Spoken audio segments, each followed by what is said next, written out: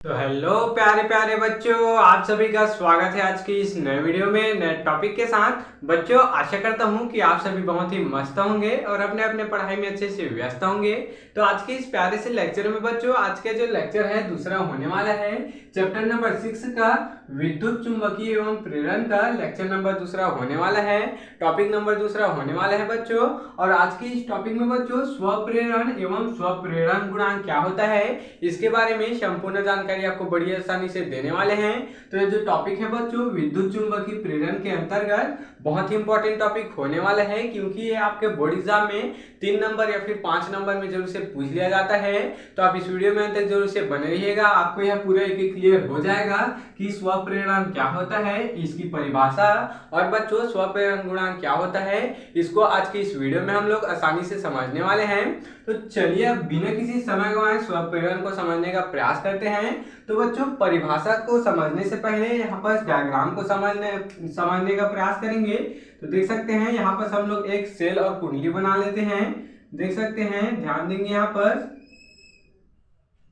इस पर क्या लगा देते हैं बच्चों, एक कुंडली लगा देते हैं। ध्यान देंगे क्या लगा रहे हैं यहाँ पर हम लोग, एक कुंडली का यहाँ पर निर्माण कर रहे हैं। देख सकते हैं बच्चों, और इसी में हम लोग क्या लगा देंगे, इसी में एक हम लोग कुंजी लगा देंगे। और बच्चों इसको हम लोग बैटरी के साथ क्या कर देंगे, कनेक्ट कर देंगे। इसी में क्या लगा दिए हम लोग, एक कुंजी लगा दिए, और इसी में एक क्या लगा दिए बच्चों, हम लोग सेल लगा दिए। देख सकते हैं इसी में हम लोग सेल लगा दिए हैं। अब बच्चों ये क्या है, ये एक कुंडली है। देख सकते हैं क्या लगा दिए यहाँ पर कुंडली लगा दिए हैं। देख सकते हैं ये क्या हो गया, कुंडली हो गया। अब इसी में हम लोग एक सेल को जोड़ देते हैं। यहाँ पर एक बच्चों सेल को नहीं बच्चों, एक लाइट को जोड़ देते हैं। देख सकते हैं इसी में हम लोग यहाँ पर एक लाइट को जोड़ देते हैं। ध्यान देंगे ये क्या हो गया बच्चों, ये यहाँ पर एक लाइट हो गया। देख सकते हैं हम लोग इसको यहाँ पर जोड़ चुके हैं, एक यहाँ पर लाइट जोड़ दिए हैं। अब बच्चों इस सेल में धारा किस ओर जाएगी, हमेशा प्लस से माइनस की ओर जाती है। तो इसमें धारा आई यहाँ पर क्या हो रही है बच्चों, बह रही है। देख सकते हैं अब हम लोग स्वप्रेरण को यहाँ पर समझने का प्रयास करेंगे, आखिर स्वप्रेरण क्या होता है। देख सकते हैं बच्चों इस कुंडली में जब हम लोग कुंजी को चालू करते हैं तो इसमें आसानी से क्या बहती है, धारा बहती है। अब बच्चों इस धारा के मान में क्या हो जाता है, परिवर्तन हो जाता है। यहाँ पर लिख लेते हैं बच्चों, यहाँ पर लिख लेते हैं धारा में क्या होता है, परिवर्तन। धारा में क्या होता है बच्चों, परिवर्तन होता है।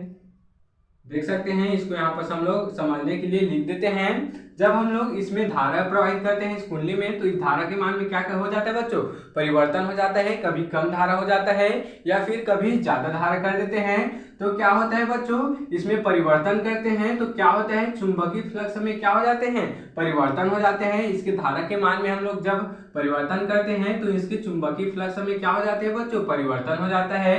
ध्यान देंगे क्या होता है,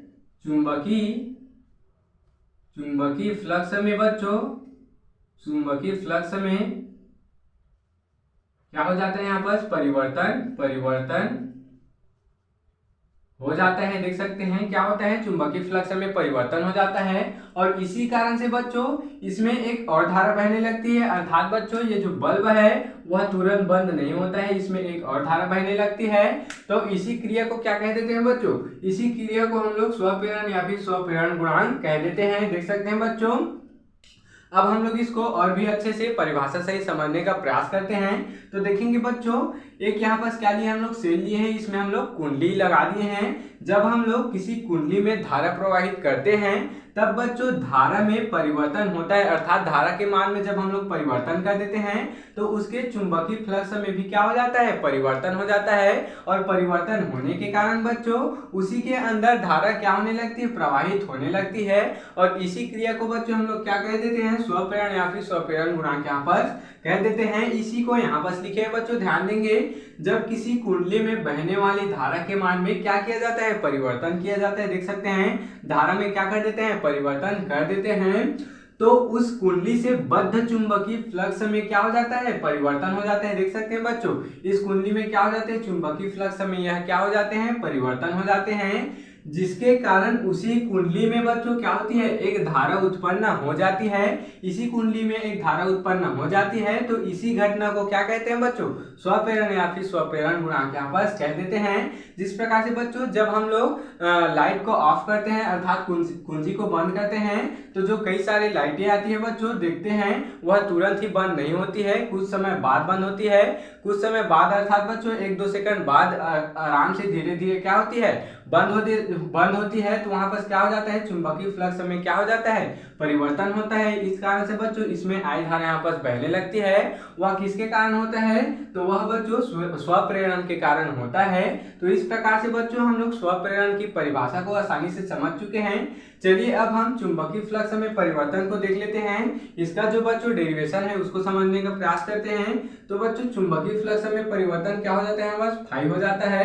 और इसके समानुपाती में क्या होते हैं बच्चों, ये जो बहने वाली धारा है, ये जो धारा है वह हो जाएगा, तो आई हो जाएगा। यहाँ पर क्या हो जाएगा, अच्छे से लिखने का प्रयास करेंगे, फाई समानुपाती क्या हो जाता है, आई हो जाता है। अब बच्चों जब हम लोग इस समानुपाती के चिन्ह को हटाते हैं, बराबर डालते हैं, तो क्या हो जाता है, L इंटू आई हो जाएगा। यहाँ पर एक कांस्टेंट आ गया, तो कांस्टेंट क्या है बच्चों, L है, और इंटू में क्या हो गया, आई आ गया।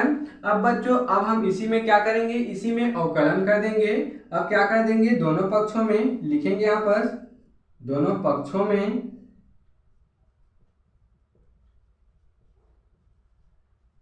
अवकलन करने पर, अब देख सकते हैं बच्चों अब हम लोग क्या कर देंगे, दोनों पक्षों में क्या कर देंगे, यहाँ पर अवकलन कर देंगे। क्योंकि बच्चों अब हम लोग स्वप्रेरण गुणांक को यहाँ पर निकाल रहे हैं, तो क्या हो जाएगा, जब अवकलन होगा तो क्या हो जाएगा बच्चों, यहाँ पर क्या हो जाएगा, डी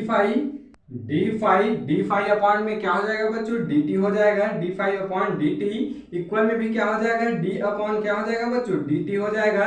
और इधर क्या बचा है, एल इंटू आई बचा है, तो इसको यहाँ पर कोष्ठक में लिख देंगे, एल इंटू आई। देख सकते हैं इसी प्रकार से अवकलन होता है बच्चों। अगर आप मैथ्स के स्टूडेंट होंगे तो आपको आसानी से समझ में आ जाएगी। तो देख सकते हैं बच्चों ये क्या हो गया, यहाँ पर अवकलन हो गया। चूंकि हमको क्या पता है बच्चों, चूंकि हमको पता है D phi upon D T क्या होता है, ई होता है। देख सकते हैं D phi upon D T क्या हो जाता है, यहाँ पर ई हो जाता है, ई हो जाता है, यहाँ पर विद्युत धारा हो जाता है। तो यहाँ पर क्या हो जाएगा बच्चों, यहाँ पर क्या हो जाएगा, इसके स्थान पर ई रख देंगे, और इधर डी अपॉन डी टी, और इधर क्या हो गया बच्चों, क्या बचा है, एल इंटू आई यहाँ पर बचा है। अब बच्चों अच्छे से अगर इसको जमा कर लिखें तो इधर क्या हो जाएगा, ई इज इक्वल टू, इस L को बच्चों इधर ला देते हैं, तो L के इंटू में क्या हो गया, डी, और इस इधर क्या बचा बच्चों, I बचा है, तो I को इसके इधर ला देते हैं। उसके बाद अपॉन में क्या बचा है, dt, और यही क्या है बच्चों, यही आपका स्वप्रेरण गुणांक के लिए यहाँ पर जो आंसर है निकल कर आ चुका है। हम लोग इसको सिद्ध कर चुके हैं। देख सकते हैं यही है बच्चों स्वप्रेरण गुणांक के लिए यहाँ पर जो फार्मूला है निकल कर आ चुका है।